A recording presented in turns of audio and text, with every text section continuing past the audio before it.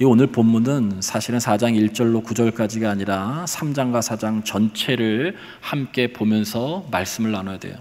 하나님 앞에 부름을 받은, 소명을 받은 사람들, 또 그리스도인으로서 부름을 받은 사람들, 어떤 리더로서 부름을 받은 사람들, 우리들이 구원받고서 이 땅에서 하나님의 백성으로 살아가는 모든 사람들에게 하나님 나라 갈 때까지 우리들이 영적으로 관리해야 될 것들이 있어요. 이것을 관리하지 않으면 신앙생활이 정말 고통스럽고 또 인간의 관계 속에서 사회생활하면서도 대단히 어려울 수 있습니다. 부름받은 모든 사람들이 관리해야 될 영역들을 5가지 영역들을 오늘 3장과 4장에 말씀하고 있어요. 여러분 3장에서 그 첫 번째가 뭐냐면 발이에요. 내 발에서 신을 벗으라. 이 발이 의미하고 있는 것은 사실은 철학적으로는 존재 자체를 의미하는 것이기도 합니다. 우리들이 흔히 이야기하는 생명을 달리하는 사람들 신발을 벗게 되는 것, 심리학적으로 다른 장소로 이동하는 것을 의미하는 것이기도 합니다. 왜 신발을 벗을까? 그건 존재가 다른 장소로 이동하기 때문에 그런 행동을 하게 되는 것이죠. 발이 의미하는 것은 존재 자체이기도 하지만 그 사람이 걸어왔었던 발자취, 그것을 통해서 얻게 된 경험적 지식, 이 모든 것들을 의미합니다.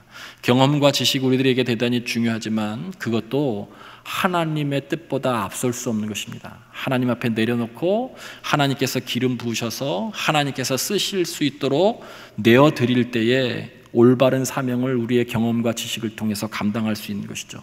그래서 내 발에서 신을 벗으라. 여러분, 그래서 경험과 지식을 잘 관리해야 돼요. 우리들이 하나님의 사람으로 이 땅을 살아갈 때. 두 번째는 오늘 본문 4장 1절에 나와 있는 거예요. 상처의 문제입니다. 여러분, 오늘 1절 말씀을 자세히 읽어보면 그런 거죠. 사실은 3장과 4장 전체에 하나님께서 끊임없이 모세에게 넌 내 백성을 인도해 내라라고 부르시고 사명을 주시는데 무려 이 2장에 5번에 걸쳐서 거절을 해요. 하나님, 저는 안 됩니다. 하나님, 저는 못합니다. 5번이나 이야기해요. 하나님 끊임없이 설득하시고 계시죠. 여러분, 그런데 3장 후반부에도 부르셨던 그 소명을 이 모세가 거절합니다. 다시 4장 1절에 넘어와서 이 거절하는 이유를 모세가 이야기하는데 그렇습니다.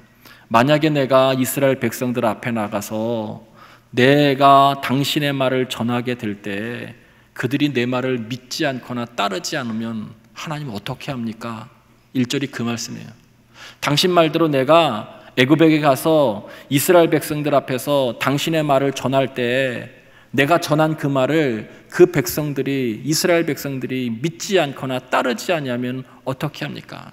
하나님이 보내셨다고 그렇게 말씀할 때 너에게 정말 하나님이 나타났느냐라고 그렇게 물으면 하나님, 나는 어떡합니까?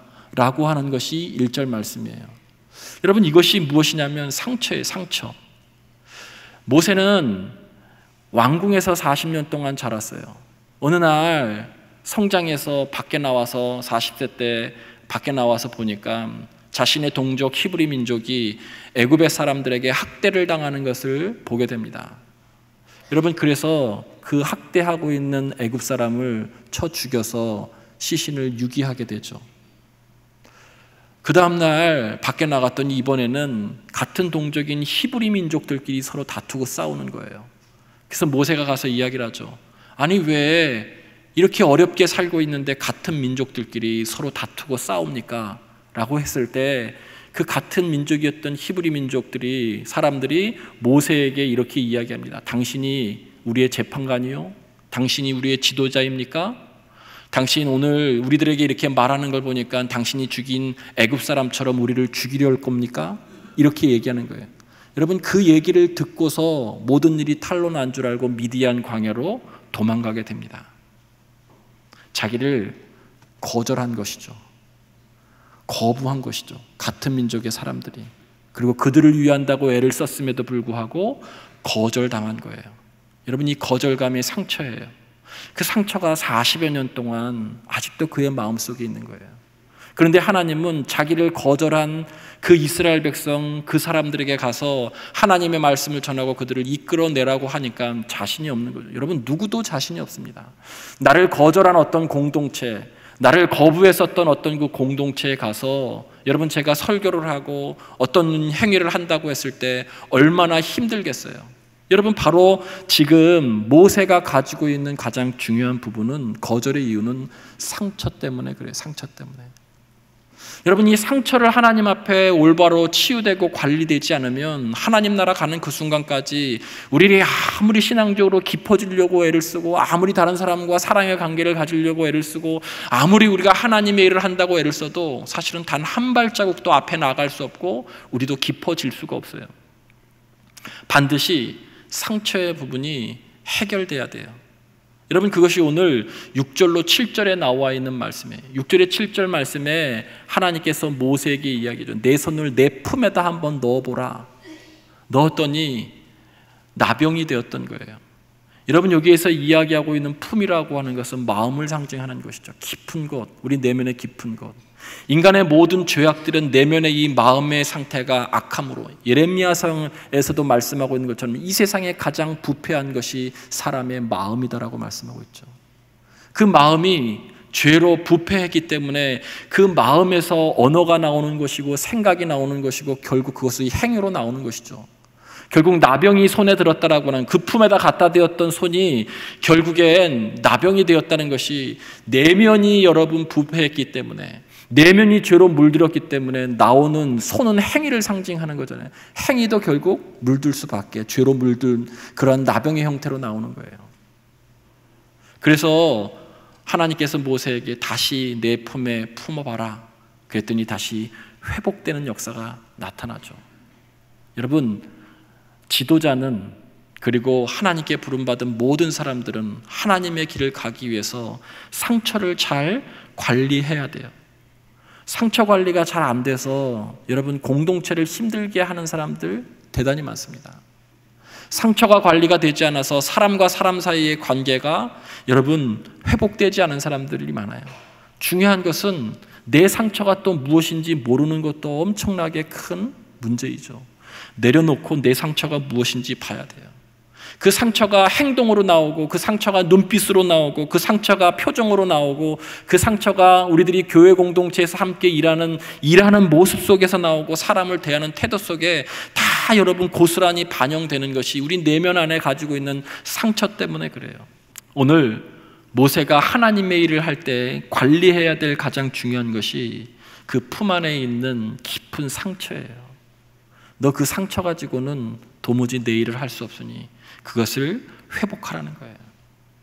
여러분 그 여러분의 상처를 하나님의 말씀으로 내어드리고 잘 다스림을 받아서 회복되어지기를 주님의 이름으로 간절히 축원을 드립니다. 세 번째로 여러분 이 땅을 살아가면서 끊임없이 우리들이 관리해야 될 것, 내려놓고 하나님의 다스림을 받아야 될 것이 언어예요. 또 못 간다고 그러는 거예요. 10절 말씀에 보면 하나님 나는 입이 뻣뻣하고 혀가 둔한 사람입니다. 말을 잘 하지 못해서 이 백성들을 이끌어낼 자신이 제게는 없습니다. 또 거절을 하죠. 그때 하나님께서 여러분 12절 말씀에 내가 너의 입과 함께하여서 할 말을 가르치리라 라고 말씀하고 있어요. 여러분 그런데 이 언어의 문제는 하나님 앞에 부름받은 사람들의 공통적인 문제예요. 이 부분도 하나님께 다스림을 받지 않고서는 하나님의 일을 온전히 할 수가 없어요. 예레미야 선지자도 하나님 앞에 부름을 받았어요. 예레미야서 1장 6절 말씀에 보면 하나님 앞에 부름받은 그가 하나님 앞에 이렇게 얘기해요. 하나님 저는 아이입니다. 말을 잘 할 줄 모릅니다. 이렇게 얘기해요. 이사야 선지자도 여러분 이사야서 6장 5절 말씀에 보면 하나님께서 선지자로 그를 부르실 때 하나님 나는 입술이 부정한 사람입니다 라고 이렇게 이야기해요.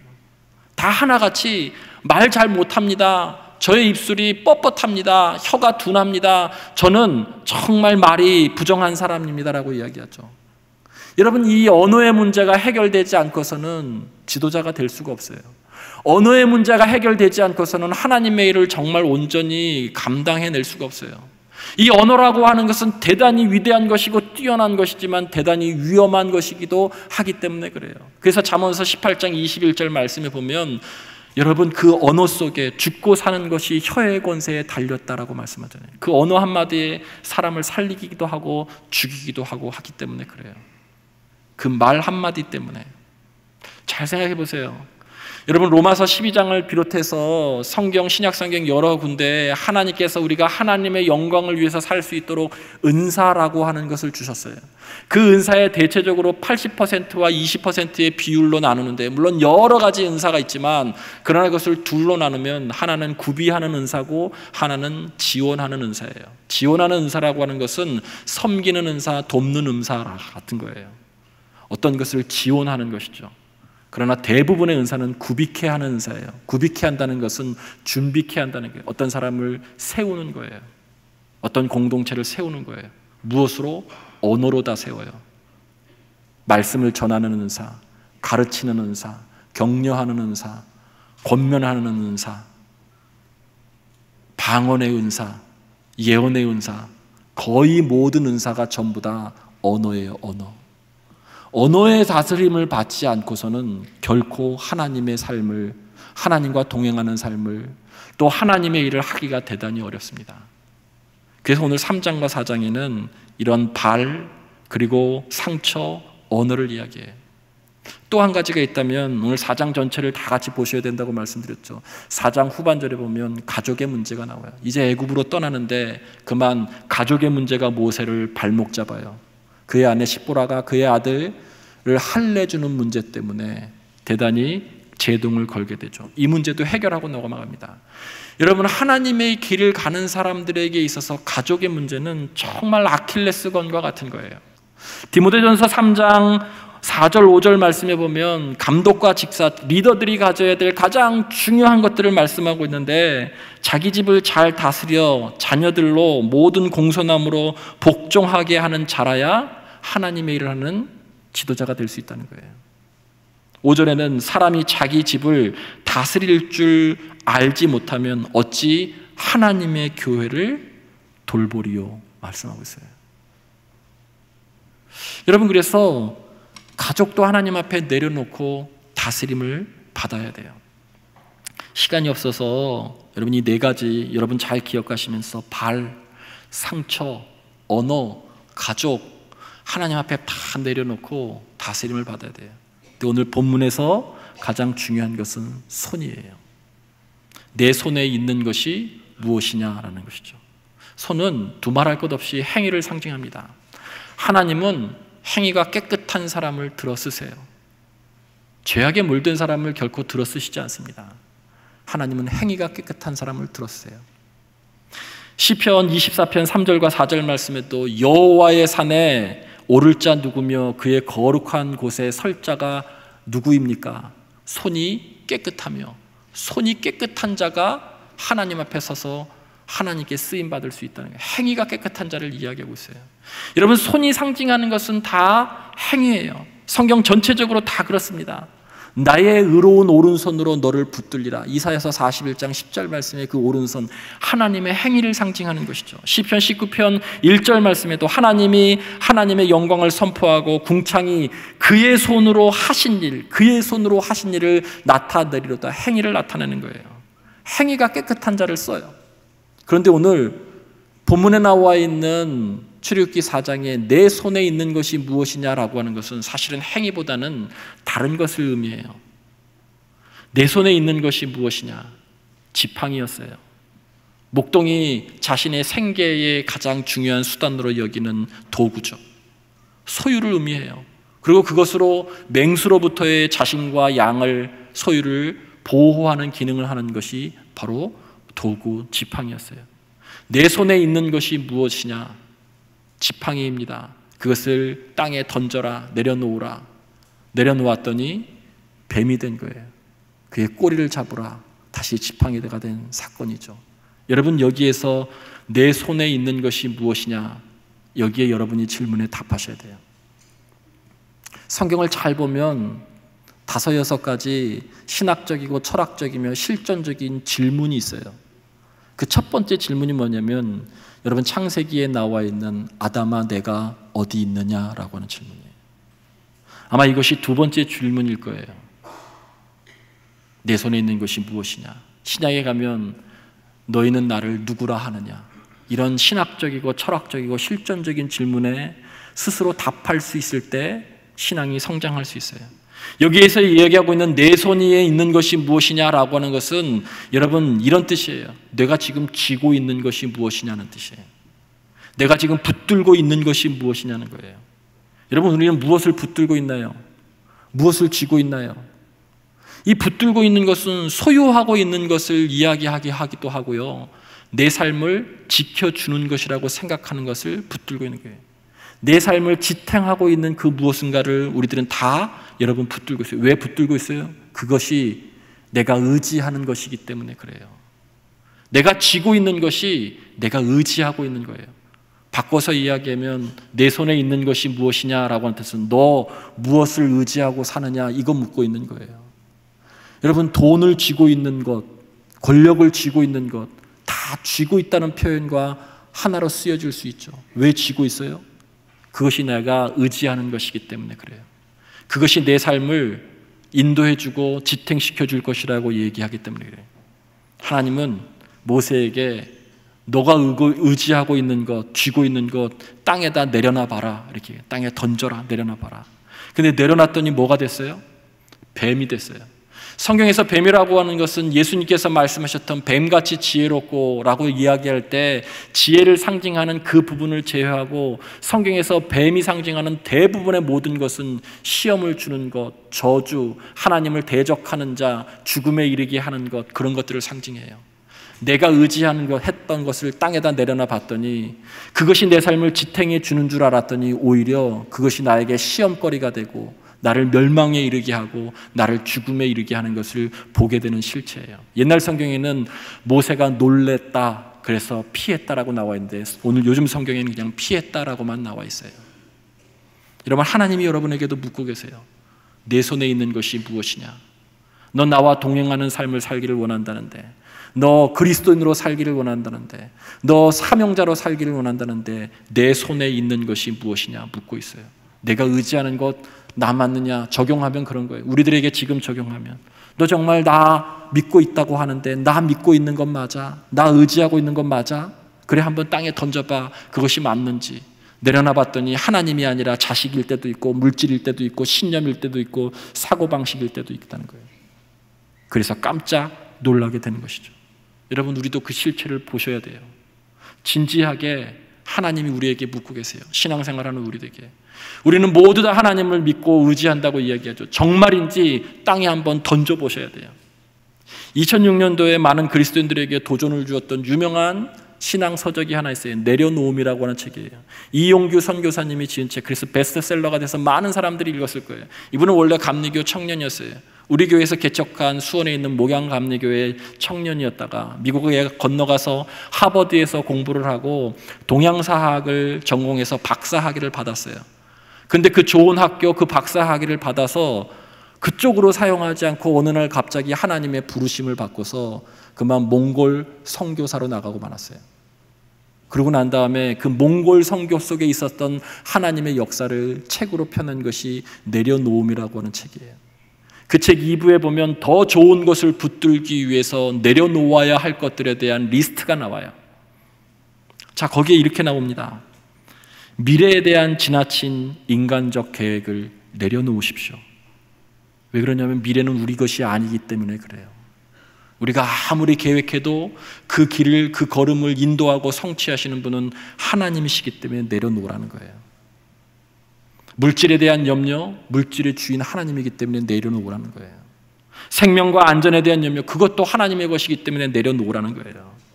결과가 예상되는 그런 경험과 지식 내려놓는 거예요. 대단히 중요한 표현이죠. 결과를 예상하는 경험과 지식. 내가 그동안 걸어왔었던 내 경험으로 이렇게 일하면 이런 결과물이 나올 거야 라고 하는 그거 내려놓으라는 거예요. 그렇게 될 수도 있지만 안 될 수도 있기 때문에 그래요. 우리 마음 같이 다 내려놓으라는 거예요. 타인을 정죄하는 판단 내려놓으라는 거예요. 명예와 인정을 받고 싶은 욕구 내려놓으라는 거예요. 목회를 하는 사람들 사역의 열매 내려놓으라는 거예요. 너가 심을 자일지 거둘 자일지 알 수 없기 때문에 그래요. 정말 내려놓을 게 이렇게 많은 줄 몰랐어요. 무슨 뜻이냐면 하나님의 영광보다 앞서는 그 무엇이든지 모두 다 내려놓고 하나님의 다스림을 받아야 된다는 거예요.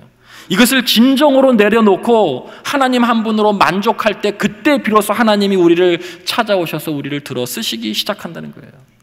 책이 너무나 많이 팔렸어요. 그런데 이 선교사님이 몇 년 있다 책을 한 번 더 쓰셨어요. 더 내려놓음이라는 책을. 더 내려옴에서는 명확하게 이야기하기를 여러분도 학위를 가질 수 있습니다. 여러분이 어떤 위치에 있을 수 있습니다. 여러분이 물질을 가질 수 있습니다. 그러나 여러분이 어떤 위치에 있든지 어떤 물질에 있든지 어떤 학위에 있든지 결코 그것으로 자기 의를 드러내지 마시기 바랍니다. 이게 핵심이에요. 마음이 따뜻해지죠. 학위를 가질 수 있어서. 여러분이 그 위치에 그냥 있을 수 있어서. 하나님이 주신 그 학위, 하나님이 주신 그 위치, 하나님이 주신 그 물질을 자기 영광을 위해서 자기 자랑에 쓰지 말라는 거예요. 내가 추구하는 길과 하나님께서 부여하신 사명이 다를 때 기꺼이 내가 추구하는 것을 내려놓고 하나님이 부여하는 것을 붙잡아야 된다라고 하는 것이 그 책의 핵심이에요. 그래야 비로소 하나님께서 들어 쓰신다는 거예요. 내려놓았던 지팡이가 뱀이 됐어요. 하나님의 이 뱀의 꼬리를 잡으라고 말씀해요. 너무 많이 들었던 말씀이죠. 머리를 잡는 것이 상식인데, 근데 중요한 것은 그 삶 가운데 변화를 경험하고 변화를 여러분이 눈으로 확인하는 것은 여러분 행동할 때예요. 그 말씀에 순종할 때. 우리가 가지고 있었던 이성적인 판단을 내려놓고 뛰어넘는 하나님의 말씀에 순종할 때 변화가 일어나요. 4절 말씀을 잘 보세요. 4절 말씀에 그의 손에서가 2번 나와요. 여러분, 쉬운 성경에는 손을 펴서 꼬리를 잡으라고 하니까 상식적으로 꼬리를 잡으면 안 됨에도 불구하고 모세는 하나님의 말씀에 순종하면서 손을 내밀어서 꼬리를 잡았더니 다시 지팡이로 회복됐다는 거예요. 여러분이 그런 회복의 역사를 경험하기를 원한다면, 하나님의 말씀이 살아있다라고 하는 것을 경험하기를 원한다면, 내 이성적인 판단으로는 도무지 그렇게 되지 않더라도 말씀에 순종하면서 여러분이 내려놓고 여러분이 그 꼬리를 잡을 때, 그때 여러분의 삶에 변화가 일어나는 표현이 그의 손에서라고 하는 표현이 2번 나와요. 손을 펴서, 손을 움직여서. 듣기만 하고 행함으로 옮기지 않는 말씀은 변화를 가져다 줄 수가 없는 것이죠. 여러분, 그러고 난 다음에 모세는 드디어 이 모든 것을 관리를 시작하면서 하나님의 일을 하기 시작해요. 성경을 마지막으로 한 군데 PPT로 함께 보겠습니다. 여러분, 4장 20절 말씀인데 한 목소리로 합독합니다. 시작.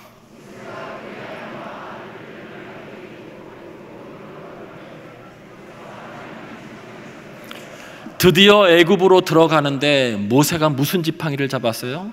하나님의 지팡이를 손에 잡았어요. 그 앞에는요, 3장과 4장에 끊임없이 그냥 지팡이, 모세가 쥐었던 지팡이였어요.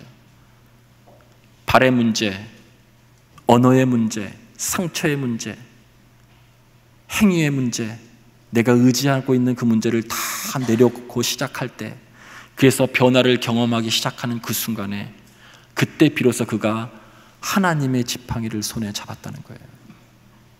그때 비로소 그가 하나님의 지팡이를 들고서 애굽으로 가기 시작했다는 거예요. 사랑하는 성도 여러분, 여러분 손에는 내 지팡이가 있습니까?